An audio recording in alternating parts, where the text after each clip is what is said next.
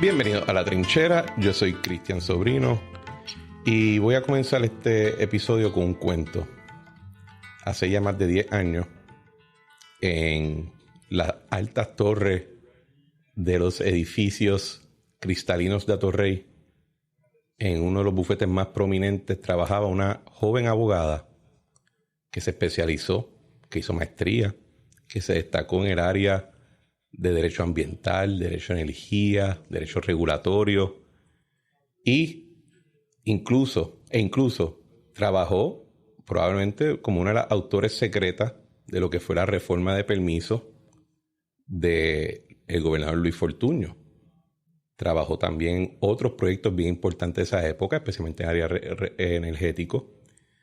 Pero, como es típico en la práctica corporativa, en Puerto Rico el abogado o la abogada tiene que sufrir varias degradaciones y poca vergüenza. Entre ellas, que te sienten al lado en la oficina un joven abogado impetuoso que tenía la tendencia de a altas horas de la noche poner música a todo volumen, gritarle a sus colegas de otros bufetes por el teléfono, andar descalzo, tener tertulia filosófica en su oficina espontánea a cualquier momento del día y gritar a todo volumen cada vez que pensaba que se acaba de pasar una ley que era una ridiculez, o poner videos de Hugo Chávez gritando "échenle gas" cuando se molestaba con sus compañeros de la UPR que estaban haciendo huelga.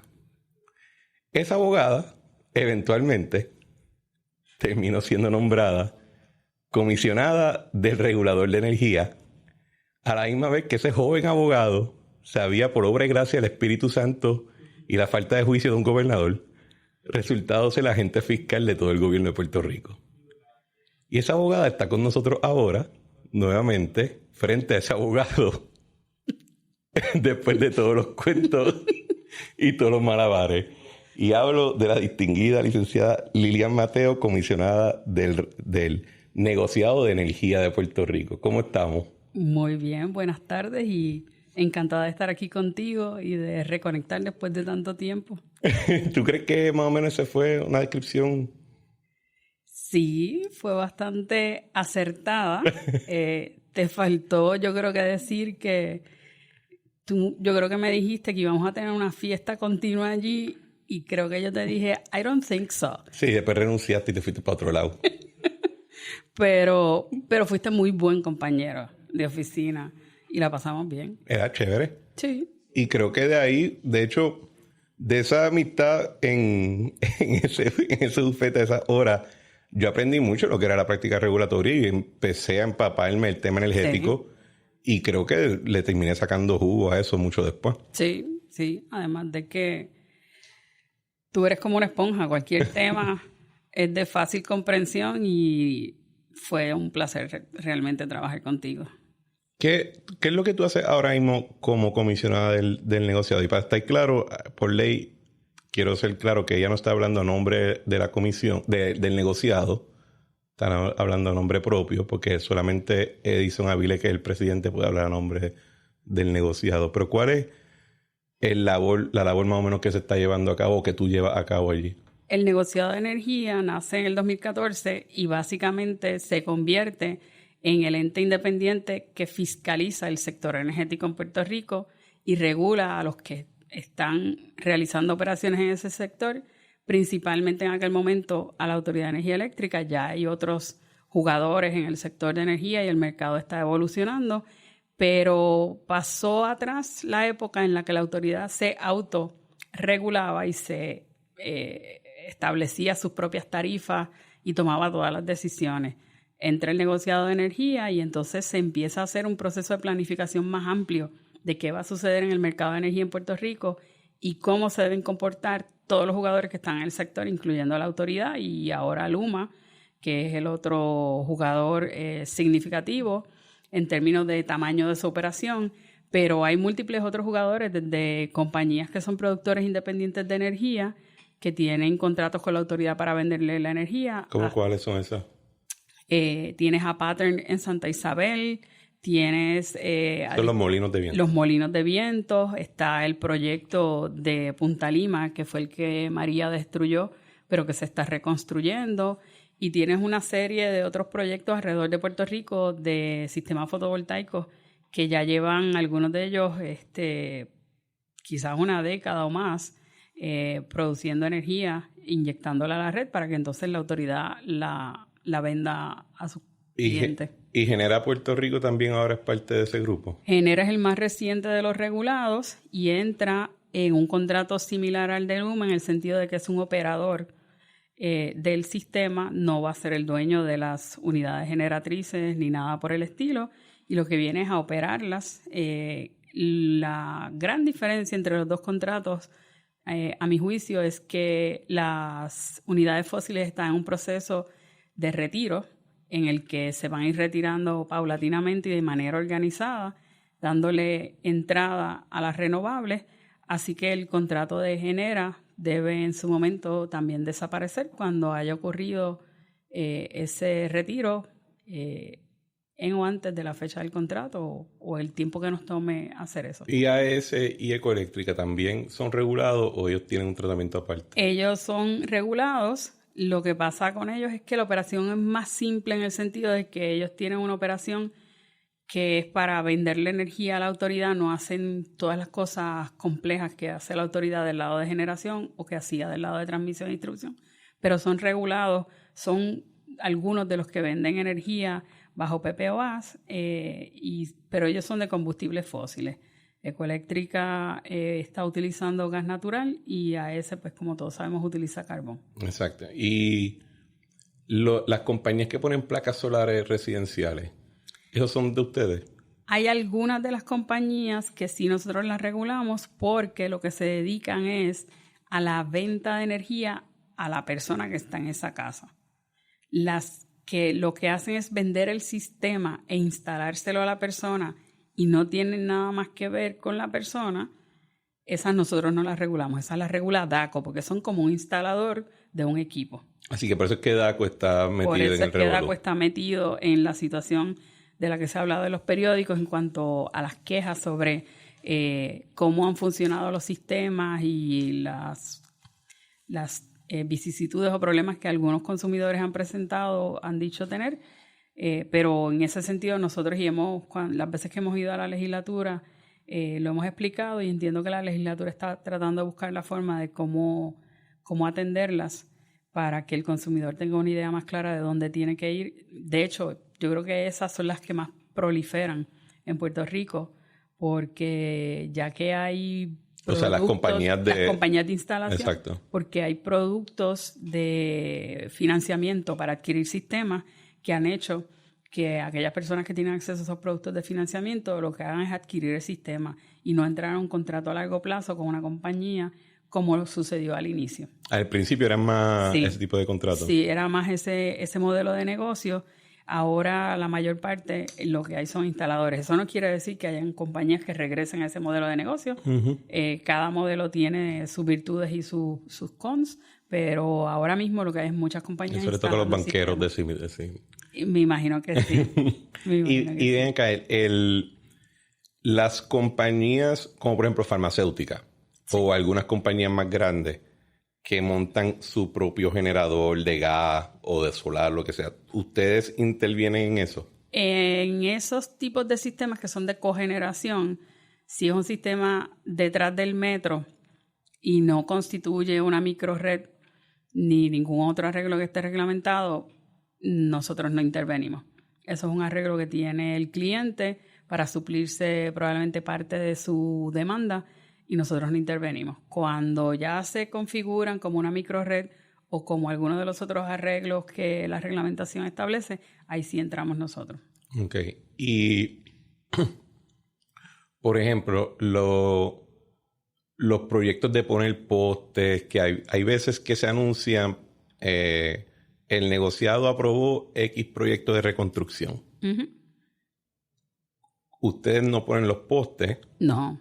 Y ustedes no regulan necesariamente al contratista, pero ¿cómo es que intervienen en ese tipo de proyectos? Intervenimos porque esos son dineros de FEMA. En muchas ocasiones los proyectos que se están haciendo recientemente tienen que ver con dineros de FEMA y estamos fiscalizando que se haga la mejor utilización de los fondos para maximizar el uso, porque pues los fondos son finitos, se van a acabar y debemos tratar de maximizar su uso, y ahí es donde entra el negociado para ver que los dineros se están utilizando bien, se están utilizando en las cosas más importantes y que tengan mayor urgencia y que nos permitan que esa base que se cree con ese uso de esos 12 billones sea como la zapata o los cimientos en los que podamos continuar luego con el dinero que haya disponible, modernizando la red y reconstruyéndola, porque ciertamente el dinero que está aprobado para Puerto Rico no es suficiente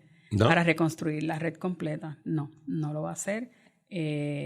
¿Cuánto faltaría?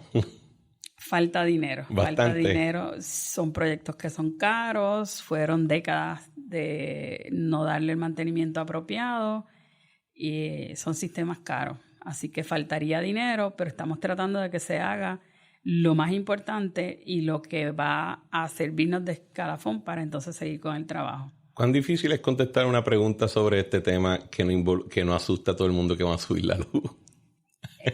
Es difícil porque todo el mundo tiene ese temor, pero hay que reconocer que el sistema estaba en mala situación antes de los huracanes. Cuando comparamos el sistema de Puerto Rico con los de cualquier otra jurisdicción en los Estados Unidos, nuestro sistema estaba atrás por décadas en su mantenimiento y en su modernización. Eso lo que significa es que la cantidad, el orden de magnitud de los cambios que hay que hacer en el sistema es enorme y eso se traduce a mucho dinero. Bueno, yo te voy a leer una lista de data. Esto yo lo había recibido como parte de la presentación de transición de la Autoridad de Energía Eléctrica a la Junta de Supervisión Fiscal en el 2016. Así que todavía tú no estás en el panorama. El regulador creo que quedaba... Juan Ramón era... Estaba José Ramón. Y Ángel, creo. Y Ángel. Y Agustín creo que ya había salido o estaba a punto de salir. Agustín Calvo ya había salido, yo creo. Así que ninguno de nosotros teníamos que ver que esto. Y esto fue la presentación que dio la administración de Alejandro García Padilla, que tú estudiaste con el high school, ¿verdad? Sí, en Coamo. En Coamo. Ok. Así que en noviembre 15 de 2016, la edad promedio de las plantas de la autoridad era de 44 años. Sí. El promedio en la industria energética era 18 años. O sea, la de nosotros eran 44, en la industria era 18. Y contando, porque... porque han pasado ya 7 años. En el caso de las generatrices de petróleo en los Estados Unidos, la edad promedio era de 38 años. Así que aún cogiendo las más viejitas de Estados Unidos, las de nosotros eran más viejas. El 45% de la generación venía del petróleo. El promedio nacional es 4%. El 4% venía de renovables. El promedio nacional es 15%. Las generatrices más recientes que eran privadas se construyeron en los años 90. Si no contamos la de energía renovable a mediados de la primera década del 2000. De los 60 contratos de energía renovable para suplir 1.561 megavatios, solamente 7 estaban operacionales y 5 estaban en construcción y 35 no se habían ni negociado y la autoridad no los quería rechazar. Las generatrices de la autoridad sufrían un índice de interrupciones, esos apagones, de 15.9%, cuando el de las generatrices de petróleo de Estados Unidos sufrían un promedio de 11% y las de gas un promedio de 10.3%. Así que estaban bastante chavaditas. En total, los apagones en Puerto Rico eran 12 veces más el promedio nacional. Eso es bastante alto.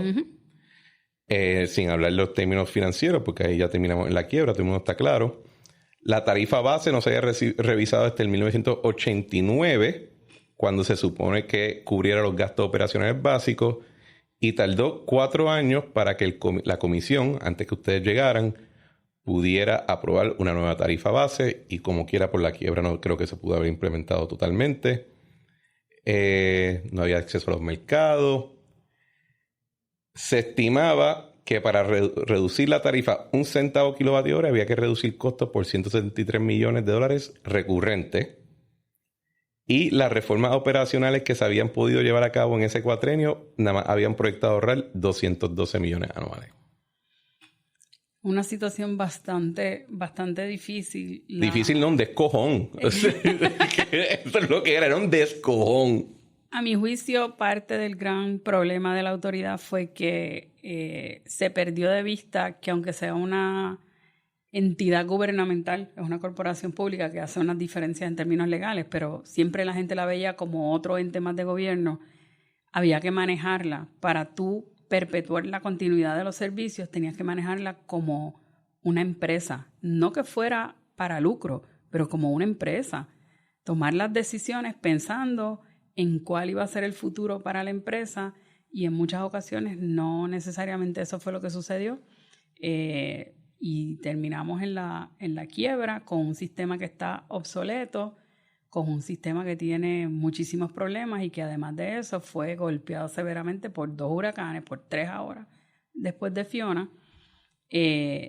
Y eso nos ha traído que el servicio es espantoso comparado cuando lo miras en cualquier otra jurisdicción, el servicio es espantoso. Bueno, vamos a añadirle más numeritos para que los que escuchen se embarren encima. En el 2016 tenía $70 millones en inventario obsoleto y entre 50 a 100 millones en inventario no contabilizado. Dentro de eso, de hecho, habían piezas para una bomba nuclear, para una planta nuclear, que después las encontramos durante María. De los 6.500 empleados, en ese entonces, 1.000 ya estaban en edad de retiro, sin plan de reemplazo. Entre el 2012 y el 2017 se retiraron 2.343 empleados y la plantilla se redujo de 8.600 a 6.500. Eso fue un bajón. Uh-huh. Ahora vamos a hablar de los celadores, porque aquí mucha gente habla de los celadores, pero después no les importa un diablo lo que les pase. Pero a nosotros sí nos importa, ¿verdad? 14.000 accidentes y 15 muertes en 10 años. El índice de incidentes, o sea, esos de accidente o de cualquier otro evento donde una persona puede salir herida, incapacitada, incluso muerte, en el 2012 era 5 veces más alto que el promedio en la industria. En cuanto a las medidas de seguridad para los empleados, la firma DuPont hizo una evaluación en el 2014 de las condiciones. Esa métrica se divide en 5 niveles: básico, conscientes, competentes, excelentes, calibre mundial. La autoridad no llegaba a básico. Y eso... Hay gente hoy en día esbaratada físicamente, incapacitada, y hay muertes que porque la autoridad no cuidaba bien a su gente. Y eso es totalmente inaceptable porque el trabajador de la Autoridad de Energía Eléctrica son gente con unas destrezas importantes, increíbles. Los ingenieros de la autoridad pueden competir con los de la utilidad de cualquier otro sitio, pero a la gente hay que darle herramientas con adiestramiento para capacitarlos para estar seguros y hay que tener la disciplina de implementarlos. Tú puedes adiestrar a un empleado sobre su seguridad y si no le das el equipo y no le exiges que lo use. Mi papá tiene un trasfondo de trabajar en seguridad ocupacional por varias décadas y él siempre me dice que el enemigo de la seguridad es la confianza. El día que tú no te pones tu equipo es el día que vas a tener el accidente porque estás confiado en que nunca te ha pasado. Y eso es comportamiento humano. Uh-huh. Pero ahí es donde entra el cumplir con la reglamentación de seguridad y de que no es negociable. Eso es algo que hay que hacer y hay que estar continuamente capacitando al personal. Y era cuando yo estaba en la Junta de Gobierno de la Autoridad y nos enseñaban los incidentes, yo, ¿verdad? Mi experiencia con ese tipo de temas era bien poco. Pero los demás miembros independientes de la Junta de Gobierno que se habían reclutado de afuera, se les caía la quija y no entendían cómo era posible que eso fuera a ese nivel, hasta que yo les expliqué, pues hay un cierto nivel de inmunidad que en cualquier otra compañía, si es privada, la junta de directores se los limpian uh-huh. en una demanda, pero en la Autoridad Eléctrica, porque es pública, Sí. No hay consecuencias para los gerenciales y para la Junta de Gobierno. Y eso nada más, ese issue nada más para mí justificaba sacar para el carajo al sistema público de administrar eso. Eran cosas que, y entre muchas esas, que nunca debieron haber sucedido. Nunca debieron haber sucedido. Se debió administrar como si fuera un negocio cualquiera, en el que la seguridad es una de las cosas que tú utilizas hasta como ejemplo para atraer y reclutar gente. Uh-huh. Hay industrias como esa de la energía en la que tú quieres ir a trabajar a un sitio seguro como empleado, máxime si estás en uno de los puestos que es riesgoso. Sin embargo, aquí, por razones que para mí son totalmente desconocidas, porque para mí eso es básico, la seguridad de cualquier empleado, eso no parecía ser tan importante para los que estuvieron en su momento trabajando con ese tema, porque es que es completamente absurdo. No, y para nada, eso es ya agua pasada no mueve molino, ¿verdad? Cuando tú llegaste en el 2018, y te estoy haciendo todas estas preguntas porque tengo un amigo que se llama Jonathan Lebrón, ajá, que tiene su programa y todo, y cada vez que alguien habla de energía, uh-huh, dice, porque la porquería de comisión que estableció Eduardo Bati y Ramón uh-huh. Luis... Lo he escuchado. ¿Lo escuché? Claro. La gente tiene que entender bien qué es lo que ustedes hacen. Nosotros... Y para mí este es como que uno de los temas cruciales que se debería discutir todos los días si se pudiera. Nosotros hacemos muchísimas cosas, pero una de las piezas fundamentales que todo el que quiere entender lo que hace el negociado tiene que tomar en consideración es que nosotros somos una entidad administrativa que tenemos poderes delegados. No podemos hacer más de lo que se nos permite. Así que cuando se mira la ley orgánica de nosotros y se ven los poderes, se puede entender hasta dónde podemos llegar con lo que hacemos.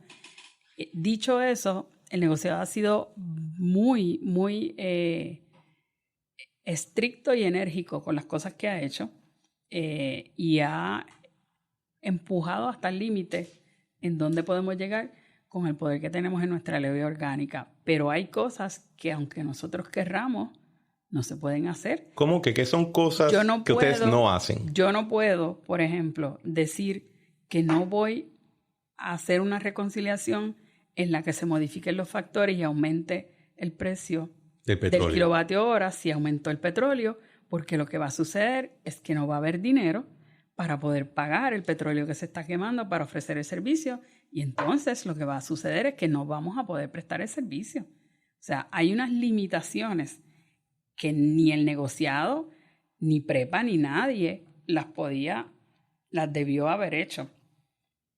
Si tú no aumentas la tarifa como pasó desde el 89, ¿a dónde llegamos? Llegamos a la quiebra. En lugar de cobrar lo que se suponía que se estuviera cobrando y de hacer otras cosas de mejor forma, se seguía con la misma tarifa que no era suficiente para solventar los gastos operacionales de la autoridad. Sin hablar de la deuda. Sin hablar de la deuda. Así que ese es uno de los ejemplos, las reconciliaciones en las que no podríamos estar haciendo algo que va en detrimento. Las decisiones nuestras son en beneficio del interés público. El interés público tiene dos vías. Tiene una que es proteger a ese consumidor, que además lo hace ya como un defensor, la Oficina de Protección, la Oficina Independiente de Protección al Consumidor, pero nosotros hacemos las dos cosas. Defendemos al consumidor, el interés del consumidor, pero tenemos que asegurarnos que el servicio se siga supliendo. Y ese balance es el que nosotros buscamos y en ocasiones hemos dicho, esto no lo vas a cobrar, demuéstrame que tienes que cobrarlo, lo voy a diferir, en esta reconciliación no lo vas a cobrar, tráeme la información. Igual cuando cayeron los precios cuando la pandemia, aceleramos la reconciliación y bajamos los factores de manera que se le pudiera traspasar al consumidor el ahorro de manera lo más inmediato posible. Sin embargo, algo que todos deberíamos haber esperado que sucediera era que el mercado se iba a recuperar. Los precios de la pandemia no se iban a sostener porque esos precios fueron cuando el mercado de los fósiles cayó de una manera... Porque no había consumo en todo el mundo. No había consumo, no habían aviones volando, no habían carros transitando, no habían empresas trabajando, etc. Así que los precios cayeron de una forma sin precedente probablemente. Así que los precios de los mercados se recuperaron y los aumentos de los que se habla, 6, 7 aumentos, todos lo que reflejan es precios de mercado. Cuando vinieron los fondos de FEMA, cuando los terremotos, una de las cosas que el negociado hizo fue, si FEMA te está dando combustible o te va a pagar el costo del combustible adicional que tú tuviste que quemar porque hay unidades generatrices que no están en servicio como las de Costa Sur, que eran más baratas y tuviste que prender otras, yo no le voy a pasar ese costo al consumidor porque FEMA te lo va a reembolsar. Uh-huh. Así que vamos a diferirlo y ese no se lo traspasamos al consumidor. Llegó un punto en el que el trámite con FEMA no parecía avanzar y entonces le dijimos, vamos a aguantarlo de diferir porque no estamos cómodos con que no acaba de salir una aprobación formal de FEMA diciendo que de verdad te van a pagar. Cuando llegó la comunicación, diferimos otras cantidades y eso no se le traspasó al consumidor. ¿Y ustedes en ese rol tienen la facultad de llamar a FEMA y decirle, mira, ¿qué diablo te espera?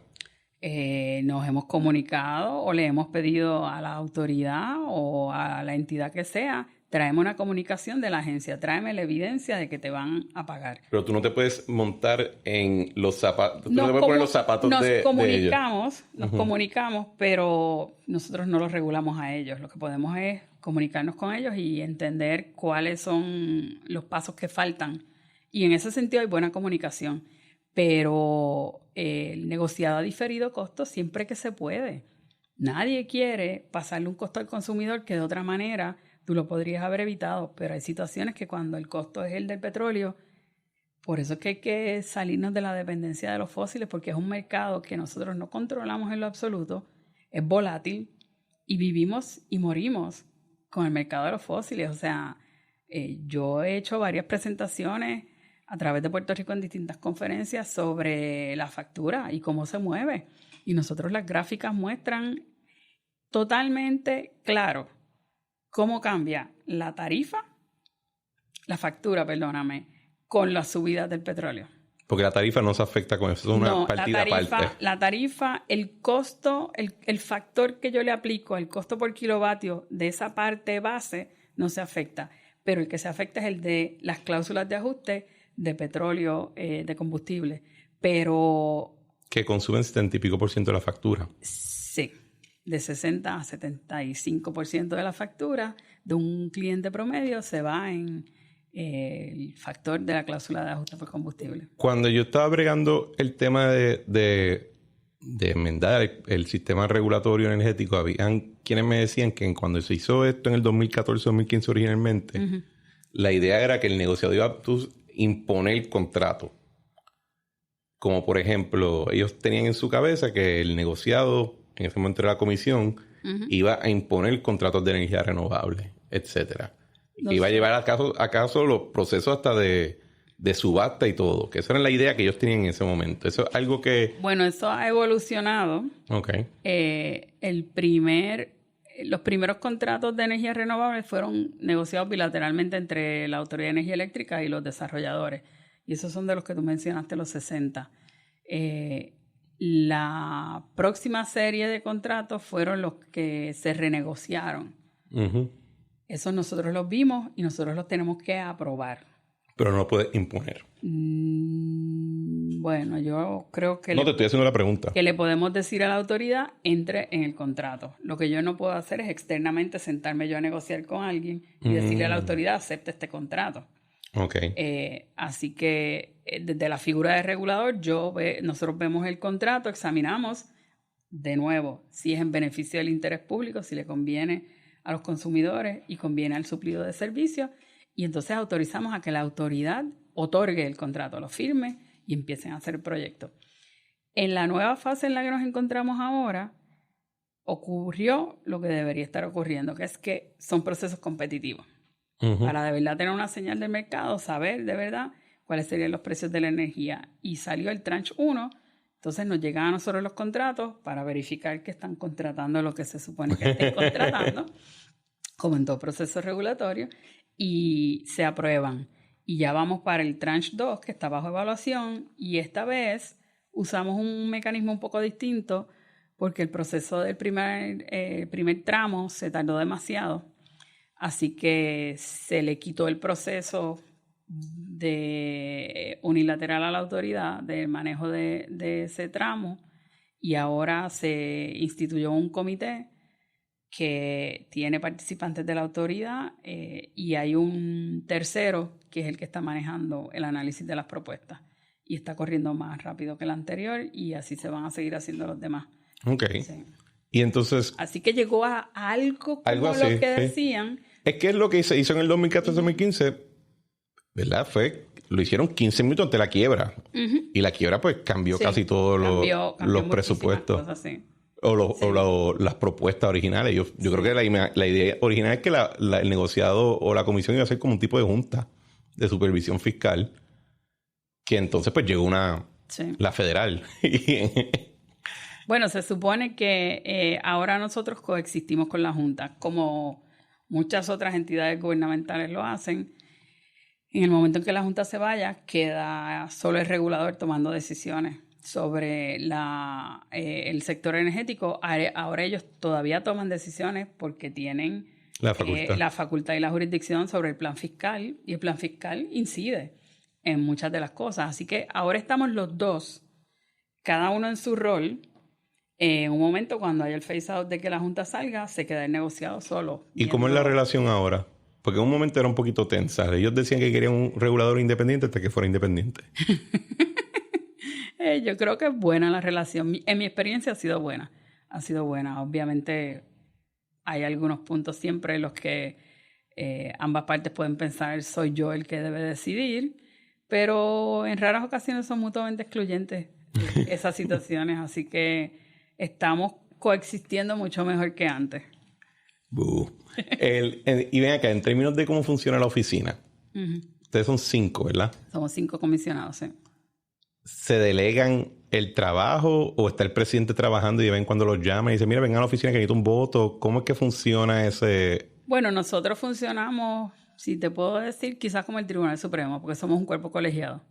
Y nos llega el mismo nivel de información a los 5, nos sentamos, discutimos qué posición tiene cada uno sobre un determinado caso y se vota y se escribe lo que haya que escribir y sale. También es una dinámica buena, es saludable. Yo he estado en situaciones en las que tú empiezas con una posición y la otra persona te convence y al final del día de verdad era la mejor decisión. Así que ese proceso yo creo que es muy, muy saludable, que sea un proceso colegiado y es una persona, un voto. Y es así, o sea, todo el día ustedes están intercambiándose memos, es decir, o email. Yo creo que nos reunimos y hablamos periódicamente. Podemos hablar todos los días, pero no es así como que tenga que ser por memo o una cosa así tan estructurada. Es mucho más práctico que eso. ¿Y en términos administrativos se delegan funciones? ¿Cómo? Bueno, nosotros nos repartimos la carga de trabajo para funcionar de la forma más eficiente posible porque el trabajo ha seguido aumentando y estamos en la búsqueda de personal para seguir ampliando la plantilla del negociado. Pero delegar funciones como tal, puede ser que un comisionado se le delegue un caso y lo decida. Tenemos oficiales examinadores a los que se les ha delegado la función de ver las vistas, pero la decisión final la toma el pleno. Y puede ser que de cuando en cuando, si en algún momento el presidente no estuviera, delegue a alguien funcionar como interino. Como administrador más. Exacto, pero muy pocas veces, sí. Y en términos de relación con otros reguladores, porque tú estás en el North American Regulatory Association en NARUC, que es la Asociación Nacional de Reguladores. NARUC tiene más de 100 años, unos cuantos más de 100 años. En Estados Unidos hay comisiones desde hace muchísimo más. Yo creo que, quizás me equivoque, pero creo que no. Nosotros somos el regulador más nuevo que existe en los Estados Unidos. Nosotros somos el bebé. Sí y no, porque originalmente cuando se hizo la ley Jones teníamos una comisión. Ah, bueno, sí. Y después cuando hicieron prepa le quitaron el poder energético. Es verdad. De esa todo el mundo se olvida, tienes razón. Así que la tuvimos. A lo mejor no le dieron tiempo de ser de neighbor antes de que la eliminaran, pero...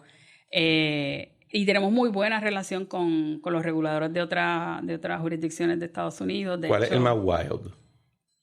Bueno, es que yo creo que a tu juicio individual, apreciativo, no cualificado. Todos están pasando por distintos growing pains en términos de la mezcla de sus flotas de generaciones, las renovables. Así que hay un montón de fluidez y de movilidad de quién tiene un problema ahora en su jurisdicción y quién no, porque están pasando un montón de cosas. Yo creo que ahora una de las cosas que está sucediendo allá es cómo va a seguir operando esa relación entre las utilidades y los estados y los operadores regionales que hay.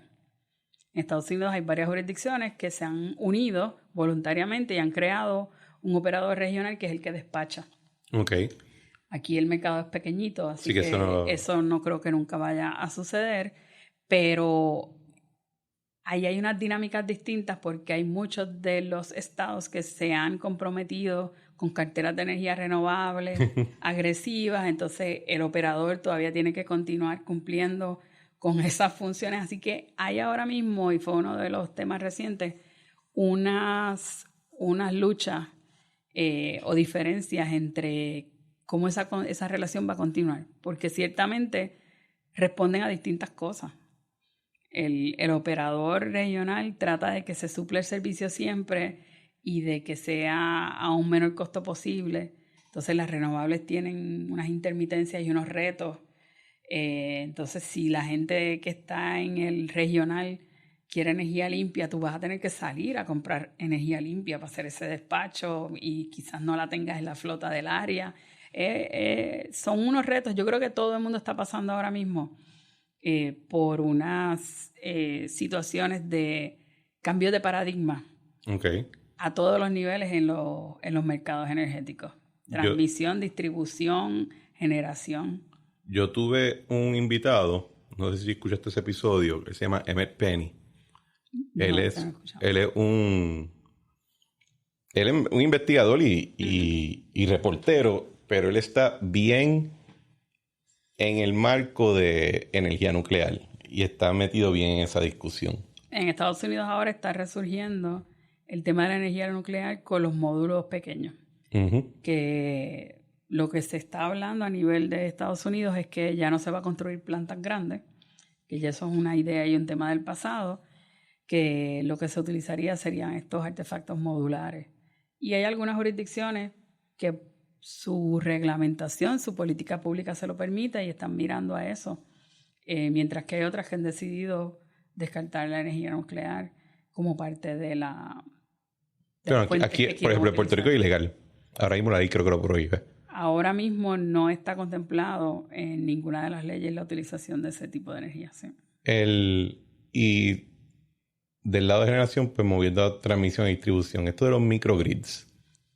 Es un tema que también está surgiendo en muchos sitios porque el tema de la resiliencia le toca a todo el mundo. O sea, en Puerto Rico pasamos 6 meses en una vigilancia de huracanes, que a mucha gente le parece inaudito que 6 meses del año nosotros estemos cruzando los dedos para que no venga un huracán, pero en California tienen fuegos, tienen terremotos. En el medio, arriba, hay tornados. En el sur tienen huracanes. O sea, acá hay por el este tormentas de nieve. Todo el mundo tiene sus retos de resiliencia.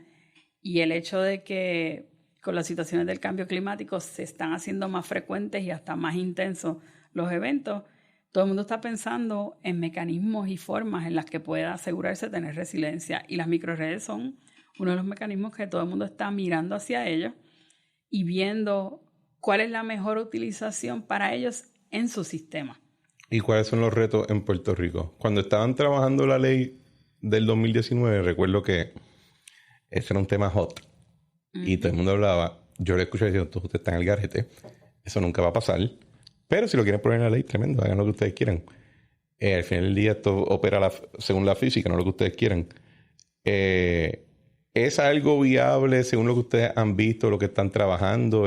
¿Cuáles son los retos con que eso se adopte en Puerto Rico? Yo sé que siempre hablan de la gente está de junta. Sí, se pero habla eso... de la cooperativa de la montaña, hay unas microgerenciales y yo creo que son un mecanismo que puede funcionar aquí en Puerto Rico, como muchos otros que también están contemplados en la reglamentación.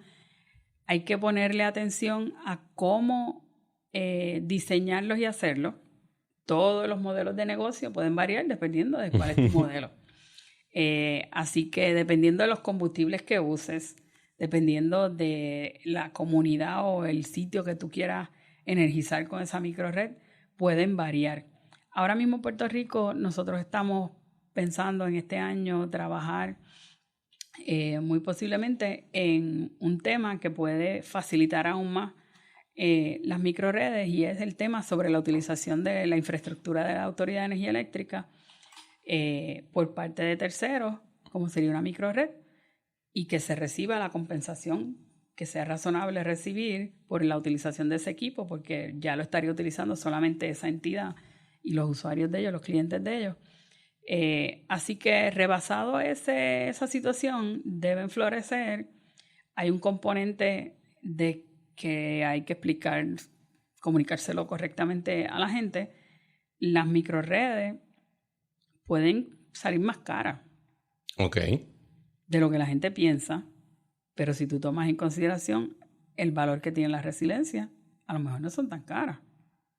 Pero tendrías que estar dispuesto a asumir el costo. Exactamente, tendrías que estar dispuesto a asumir el costo, y hay algunos grupos que están dispuestos a asumir el costo, y entonces lo que se hacen ellos mismos una tarifa que nosotros aprobamos y se aseguran que cuenten con los recursos necesarios para perpetuar la operación de esa entidad, darle mantenimiento, pagar sus seguros, poder hacer todos los trabajos que haya que hacer, porque tú puedes tener una microred tan fácil como una casa que tiene un sistema solar y una batería y puede operar conectada o desconectada de la autoridad, a tener, por decirte un sitio, hacer una microred encantada en la que tienes miles de clientes, todas las casas allí dentro.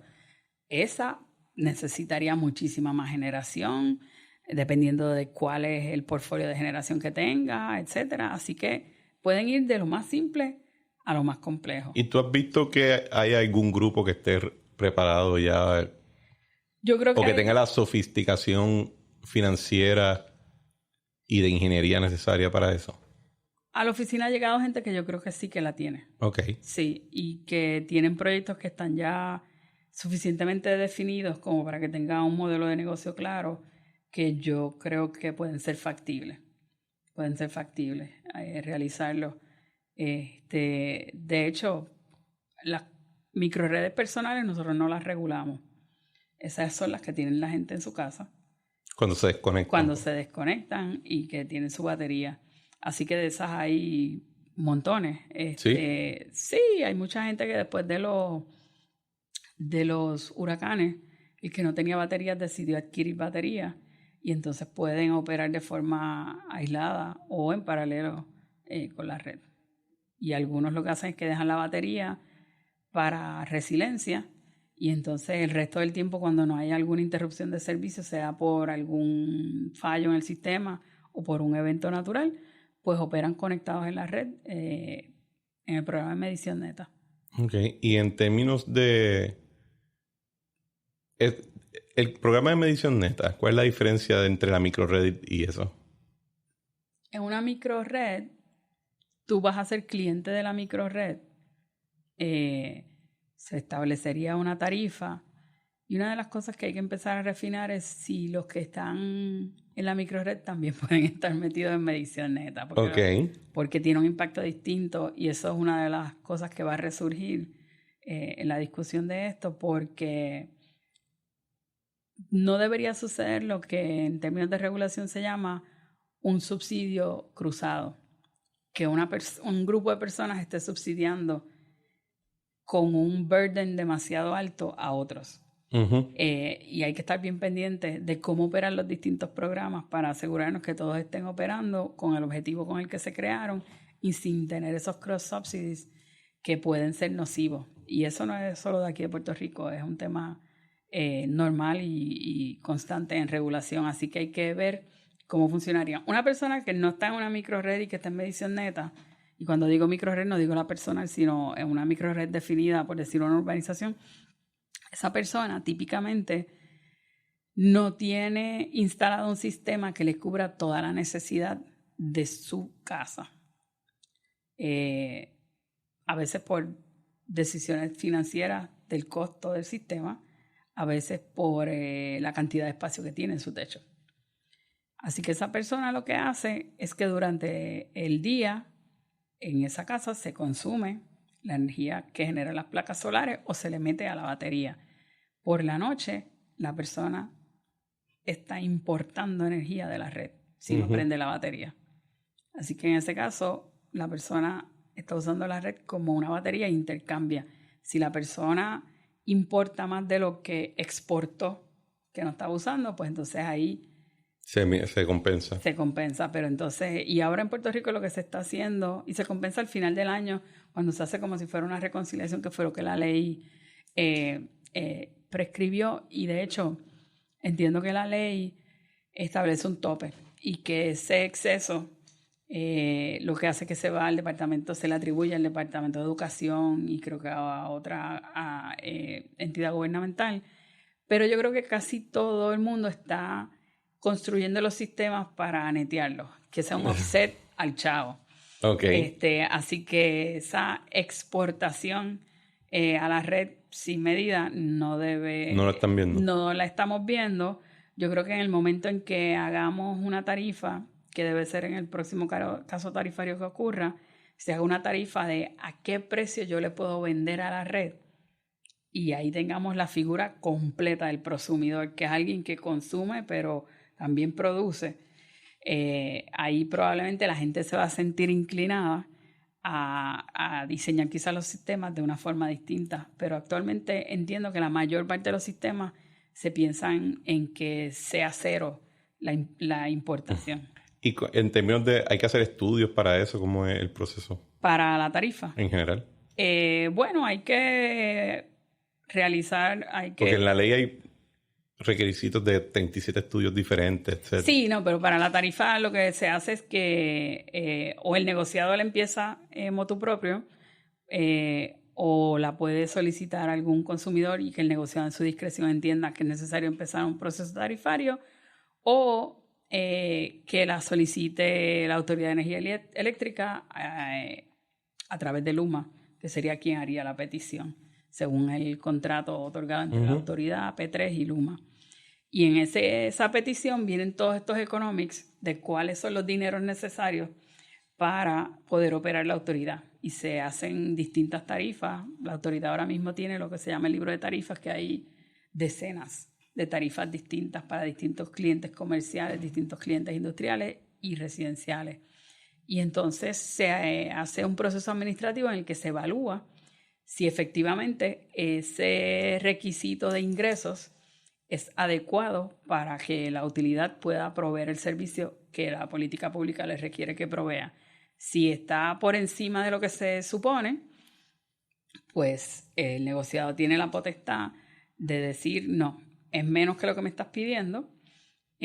Si la utilidad hubiera errado por debajo, el negociado puede decir no, mira, para que cumplas con política pública habría que hacer esto, y estos son los cambios que hay que hacerle a tu petición. Por eso la legislación provee para que cuando se solicita una revisión tarifaria se pueda pedir una tarifa provisional, como se hizo en el 2017, 2016. En 2016 creo que fue. No, hubo una en el 2017 después del huracán, porque me acuerdo que tuvimos que pasar costos de petróleo. Sí, en el 2017 fue que se terminó el caso, pero había iniciado, no sé si fue a finales del 2015 o a principios de 2016. Y la autoridad fue y dijo, yo necesito esta cantidad de dinero, así que la tarifa sería esta. Y se le dio como tarifa provisional. Cuando se completó el caso en el 2017, se le dijo, lo que me habías pedido es más que lo que deberías, así que hay que hacer una reconciliación y darle un crédito a los consumidores para devolverle lo que le habías estado cobrando durante el término de duración del caso. y se le devolvió a los consumidores. No sucedió en el 2017 porque tomó algún tiempo que la autoridad hiciera lo que tenían que hacer para implementar la tarifa. Llega María, llega Irma y María, y no es sino hasta el 2019, después de un proceso de monitoría y supervisión muy, muy cercana, en la que finalmente se hacen los cambios a programación, etcétera, en la autoridad para que se empiecen a realizar las facturas de acuerdo con la tarifa que hoy se encuentra vigente. Así que, y ahí se empezó un proceso para cómo devolverle a los clientes el dinero que se había recuperado en exceso. Y en términos, reformular, partes frustrantes del trabajo. A mí yo creo que probablemente la mayor frustración es cuando veo perder por parte de terceros una excelente oportunidad de educar y de darle información correcta a la gente, y eso no sucede. Porque yo quisiera vivir en un lugar en el que el consumidor es un consumidor empoderado, que conoce cómo funciona su factura, qué es lo que causa que suba o que baje. Y a veces ves situaciones en las que en lugar de darle la información correcta, se está hablando de manera que en ocasiones lo que hace es exacerbar los sentimientos de la gente sin darle de verdad la radiografía completa, para que yo creo que la información es poder. Cuando tú tienes la información correcta, tú todavía puedes seguir peleando por las aspiraciones que tienes, pero tienes claro los obstáculos que hay que vencer para llegar allá. Cuando no te dicen la verdad o la información correcta, te están haciendo tortuoso el camino para llegar a donde tú quieres llegar. Yo creo que una parte mayor para mí es cuando yo sé que la persona que está diciendo lo que está... Sabe que no es correcto lo que está diciendo. Sabe que no es correcto. Esa misma diabla. Esa parte es todavía más frustrante. De hecho, a mí me invitaron a un programa para hablar de la tarifa, con esto de la deuda y eso. Uh-huh. Y al final decidí no hacerlo porque sabía que el único propósito de ese segmento iba a ser encabronar a todo el mundo. Y yo dije, ¿sabes qué? Para echarle leña al fuego, tengo cosas mejores que hacer con mi tiempo. Y yo estoy completamente a favor de empoderar a la gente, pero parte del empoderamiento es conocer la realidad. El que no conoce la historia de por qué llegó a donde llegó, está abocado a repetirla. Y cuando uno de verdad consigue tener autonomía es cuando entiende lo que está pasando, por qué está pasando, y entonces toma decisiones para que no vuelva a pasar. Y me frustra y me desilusiona de que un tema tan importante se esté jugando con los sentimientos de la gente, cuando eso es lo menos que este país necesita. Eso es lo menos que necesitamos. Una persona una vez me dijo, tú nunca vas a convencer a alguien si le pagan para no ser convencido. Y hay unos cuantos que les pagan para que no los convenzan y para hablar cosas que no son y que no serán. En todas las situaciones, y yo me encontraba en situaciones como esa en distintos puntos de mi carrera, hay un % de personas que tú no vas a convencer. Uh-huh, porque creen en algo y no van a ir a la mesa o a hablar con la mente receptiva a escuchar algo distinto. Mi frustración más que nada, y eso no es que tú los descartes y no hagas un esfuerzo por compartir la información con ellos, pero ya la entiendes que no los vas a poder convencer. Uh-huh. Y entonces te enfocas en los que sí puedes, a los que puedes llegar, los que van a ser receptivos. Uh-huh. Y mi frustración es que aquí se nubla la cantidad de los que pueden ser receptivos, se nubla con ese tipo de situaciones en las que le están dando información incorrecta.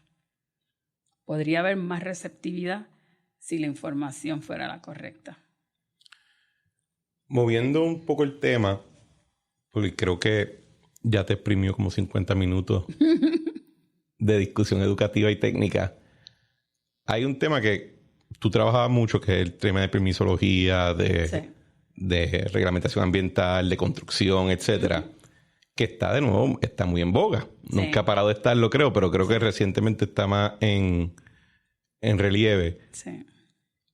Y creo que puedes hablar de ese tema un poquito con mayor libertad que del tema energético, porque no lo regula, ¿verdad? No, yo no regulo permisos, excepto las autorizaciones que nosotros damos y no tienen que ver exactamente con construcción.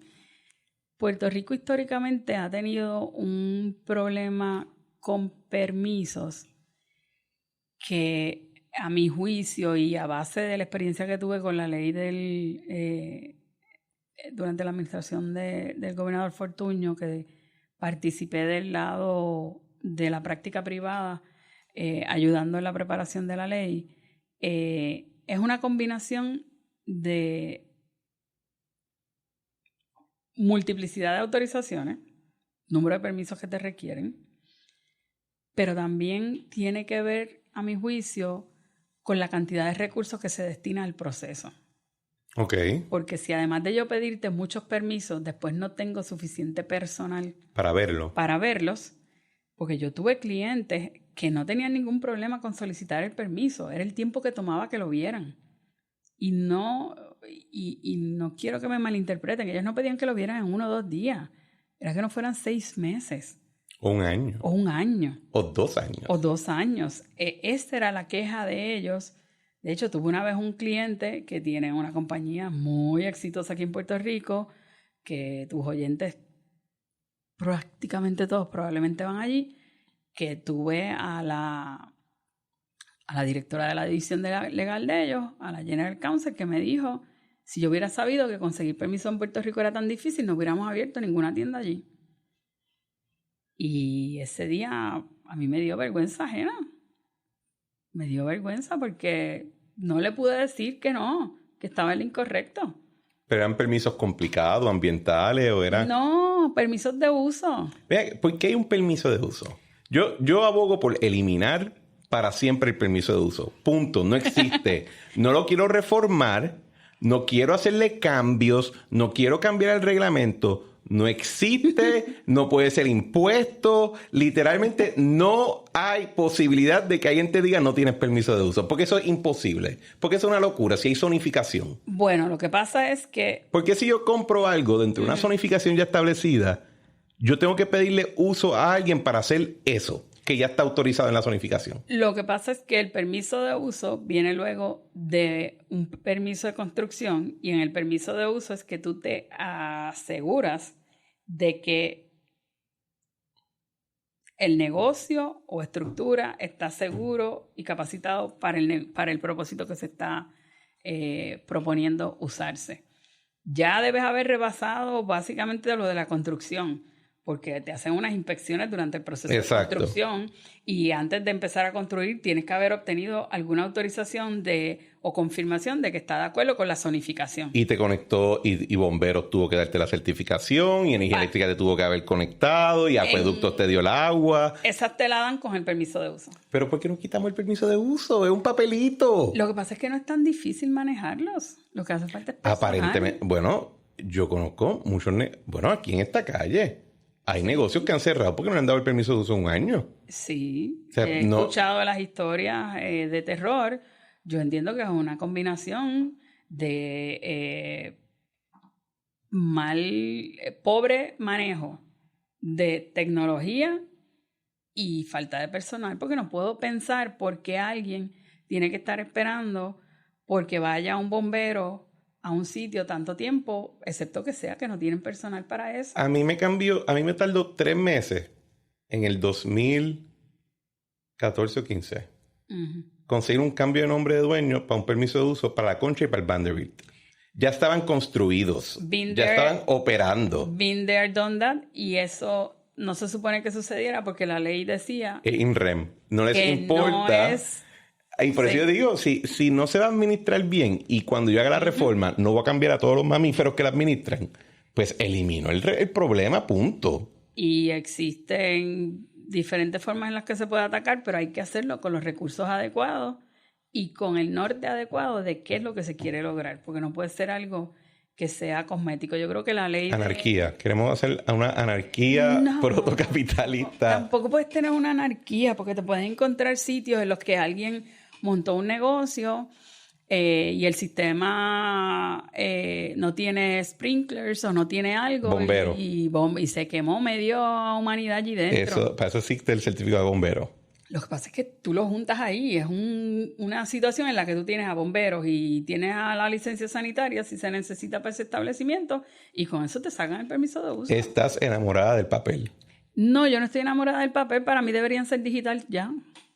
¿Estás enamorada del PDF? Deberían andar con una tableta inspeccionando facilidades y haciéndose de forma tecnológica el que te expidan un permiso sin que haya tanto papeleo y tanta espera. Pero tú necesitas cuerpos presentes para hacer las inspecciones.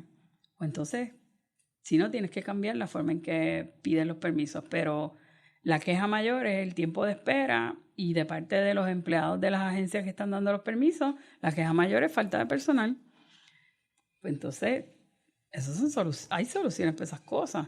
Yo creo que una de las cosas grandes que hizo la ley de permisos inicialmente cuando reformamos el sistema de la reforma fue mecanizar, computadorizar el sistema de una manera distinta. Y si se administra de una manera correcta con los recursos adecuados, debería funcionar. Uh-huh. O sea, ese sistema se suponía que tenía métricas de cuántos días un empleado puede tener una solicitud sin actuar en ella. Y eso se lo pasan por el forro igual.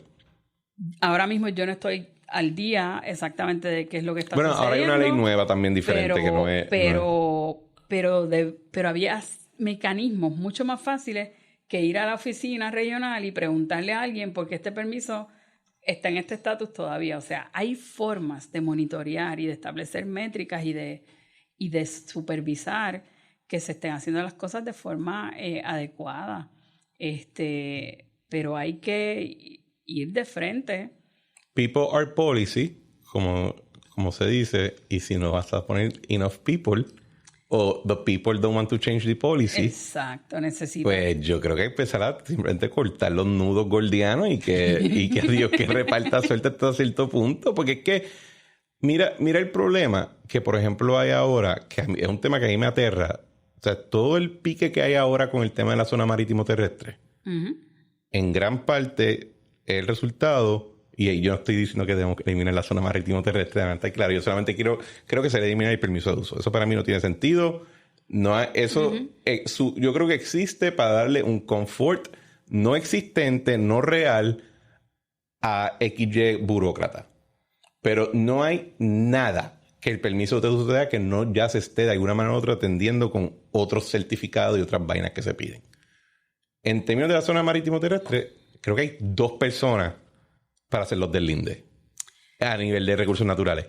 Y estamos ya al nivel donde estamos pegándonos tiros y tirándonos piedras, como lo que pasó en Aguadilla. Eso no debería ser así. La zona marítimo terrestre es otra área que está